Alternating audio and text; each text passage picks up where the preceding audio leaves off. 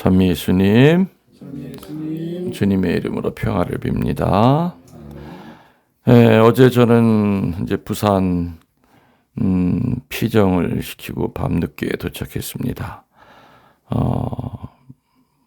너무들 많이 오셔서 한 1,300명 정도가 성당 안에서는 할 수가 없었고 광장에서 했는데 정말 우비 하나씩 있고 그래도 끝까지 자리 이탈하지 않고 오후 강의는 이제 제 강의 1, 2편으로 나누어서 올렸기 때문에 들어보시면 알겠지만은 저는 천막 안에서 하고 교우들은 밖에서 비를 맞고 있었기 때문에 마음이 편치 않아서 30분 정도 강의하고 바로 치유 기도를 이렇게 하고 저는 올라왔습니다. 그리고 오늘 이 미사는 아주 귀한 분이 오셨습니다.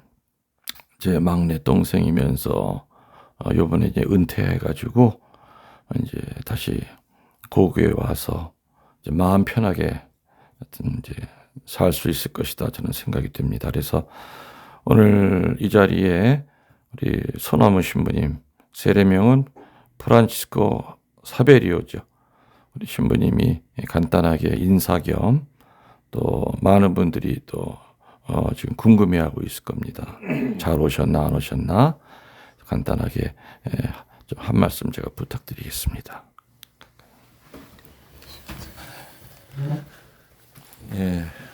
찬미 예수님, 뭐 여러 가지 감회가 있는데 그래도 형하고 이렇게 오래간만에 함께 미사를 봉헌할 수 있게 돼서 너무 감사합니다. 지난 17일 날 한국 땅에 도착했습니다. 그리고 한 열흘 정도 지났는데 너무 편하고 행복하고 무엇보다도 엄마하고 함께 생활하고 있으니까 이게 마음이 너무 좋아요. 어머니도 건강하신 것 같고 그래서 지금까지 못했던 그 아들 노릇 좀 하자 하는 마음으로 엄마 사이좋게 잘 지내고 있습니다. 그리고 20년 일본 선교 생활인데 그러니까 많이 복잡했어요. 복잡했고 그러니까 앞날이 보인다는 거죠. 그러니까 내가 이 공동체를 또 떠나면은 이 공동체가 어떻게 될까? 또 지금까지 해놨던 것들이 제대로 지속이 될까? 답답한 근데 일본에서 떠나기 한 4일 전인가 큰형한테 연락이 왔어요. 연락이 와가지고 그때 심경이 복잡하지 하는 말씀을 하셔가지고 아주 굉장히 복잡하다고 좋아해야 할지 좀 힘들어해야 할지도 잘 구별이 안 된다고 예수님이 그 양떼들 놔두고 십자가의 길 선택하셨을 때 제자들 놔두고 떠나실 때 기분이 이런 기분이 아닐까 그런 느낌이라고.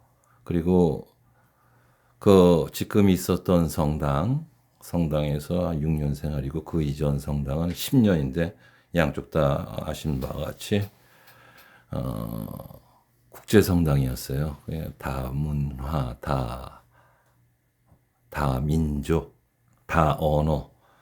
오타 성당 같은 경우는 많은 경우는 한 32개국이었고 지금 이 성당은 6년간 있었던 성당은 뭐 남미 사람들까지 다 포함하면은 한 20여 개국 사람들인데 그 사람들을 잘 관리하고 또 코로나 안에서도 하여튼 성서 생활을 할 수 있게 결국 제가 맨발로 뛰는 수밖에 없었고 근데 첫 번째 성당이었던 그 오따라인데 10년 보내면서 10년 동안 참 한 지붕 밑에 한 가족이라는 그러니까 하느님을 아버지로 하는 한 가족이라는 어떤 모토를 갖고 열심히 뛰었고 뭐 금세 결과가 나왔고 열매를 맺었고 너무 보기 좋았어요. 신부 입장에서도. 그리고 그때 떠났죠. 1년 안식년을 받기 위해서 한국으로 온 사이에 뭐 한 달도 안 돼서 제가 만들어 놨던 여러 가지 모습들이 그냥 일순간 무너지는 걸 봤어요. 그래서 두 번째 일본 주교님한테 부탁을 받고 또 국제 공동체인데 신부님 가주셨으면 합니다 해서 가봤더니 뭐 역시 많은 나라 사람들이 있었고, 그때 야 열심히 하면은 다음 신부가 힘들다. 뭐 이건 뭐 상식적으로 우리 신부들 사이에서 주고받는 이야기인데, 근데 그 신자들 보니까 또 안 뛸 수가 없었어요. 그래서 열심히 했고, 근데 코로나가 왔죠. 코로나가 와서 3년간 그러니까 본격적으로 사목 시작하려고 하는 순간에 이제 코로나가 왔고, 그래서 할 수 있는 게 무엇인가. 뭐 그래서 여러 가지 방법을 하고, 뭐 드라이브 스루도 하고, 주일 미사를 4번으로 나눠서 나라별로 하고, 뭐 이런 식으로 해서 이제 어느 정도 안정이 되고, 뭐 참 마음에 든다라는 공동체가 됐어요. 그러면서 그 먼저 본당에 있었던 그 경험이 있었기 때문에, 아이씨, 또 떠나면 어떻게 되나. 또 이게 한 달 안에 또 이상한 또 연락들이 올 텐데 하는 걱정을 하면서 한참 열심히 한 신자들 모습들 생각하면은 마음이 아팠어요. 그때 형이 그렇게, 형님 신부님이, 느티나무 신부님이 연락을 주셨기 때문에 참 복잡하다 그랬더니, 그때 형님이 지혜의 말씀을 주셨는데, 야, 니도 알고 있다시피 나도 여러 가지 일 이루고, 또 그냥 주교님 말씀에 따라서 다른 곳에 이동하고, 그리고 이동하고 난 다음에 얼마 되지 않아서 또 이런저런 얘기 들리고, 그래서 정말 배신감 같은 것도 많이 느끼고 그랬는데, 그렇게 스트레스를 받을 이유가 없는 것 같다라는 어떤 그런 깨달음이 있으셨대요. 이게 뭐냐 그랬더니, 결국 네가 거기서 최선을 다했으면 거기서 만족해라. 그 이유는 하나님께 맡겨드리면 되지 않겠냐. 거기까지 걱정을 한다면은 아마 예수님도 제자들 못 떠나셨을 거라고. 사실 예수님도 다 아셨단 말이에요. 당신이 십자가에 못 박혀 죽으면 제자들이 어떻게 도망을 다지고 숨고 불안한 모습을 볼지 다 아셨음에도 불구하고, 오죽했으면 그 겟세마니 동산에서 가능하다면 이 잔은 거둬 주십시오. 하지만 당신 뜻에 따르겠습니다 하는 어떤 기도, 그리고 요한복음 17장에 이들이 하나가 되게 해 주십시오 라는 어떤 그 말씀을 하신 걸 보면은, 그렇구나. 그리고 형님 말씀 듣고 정리를 했어요. 하여튼, 그리고 또 마지막으로, 조선의 상남자처럼 당당하게 웃는 얼굴로 떠나라. 예, 그렇게 하겠습니다 하고, 성물 미사를 했죠. 성물 미사를 할 때 많은 사람들이 와줬고, 또 그래서 일부러 웃는 얼굴 보여주려고 하고, 격려하는 말만 하고 떠나는데, 예상대로 평일 미사가 없어졌다. 외국어 미사는 그냥 한 달에 한 번 하면서 다른 그 나라 사람 신부가 와서 한다. 이런 얘기들이 들리니까 또 답답해지는 거죠. 또 답답해지고, 그래, 하나님께 맡기자. 그리고 이제 그쪽에서 연락이 오면은 그냥 열심히 하라고. 이렇게. 그래서 제가 드리고 싶은 말씀 중에 하나는, 신부가 정말 행복하기 위해서는 신자들이 행복해지는 수밖에 없어요. 제가 볼 땐. 그래서 신자들이 행복하면 자연스럽게, 그러니까 양떼들이 행복하면은 목동은 행복해지는, 이게 아마 복음의 순서 아닌가 하는 생각이 드는데, 참 그런 모습을 보이지 않는 어떤 모습, 교회의 모습들을 보면은 안타까울 때가 있죠. 하여튼 여러분들 기도해 주십시오. 그리고 여기 감국에 와서 형사하는 모습을 보니까 또 내가 앞으로 어떤 모양으로 어떤 식으로 살아야 할까 하는 어떤 생각들이 구체적으로 떠올랐습니다. 그래서 여러분들 저를 위해서도 기도해 주시고, 그리고 제가 앞으로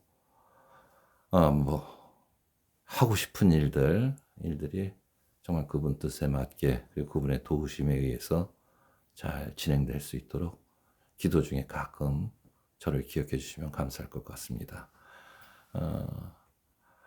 여러분들 행복하십시오. 감사합니다. 예, 소나무 신부님 소회를 은퇴하기까지의 그 소회를 얘기해 주셨어요. 에, 그렇죠. 사제가 사는 목적은 물론 이제 첫 번째는 자기 영혼 구령이죠. 그렇지만은 사제가 사는 목적은 저도 이제 올해 40년 사제 생활 다가오지만은 늘 어디를 가든지 간에 신자들의 행복입니다. 그래서 은퇴하고 나서도 지금 뭐 여러 가지 뭐 지금 뭐 조경 공사도 하고 하지만은 저 혼자 사람을 안 만나고 산다면은 저렇게 고생할 필요가 없죠.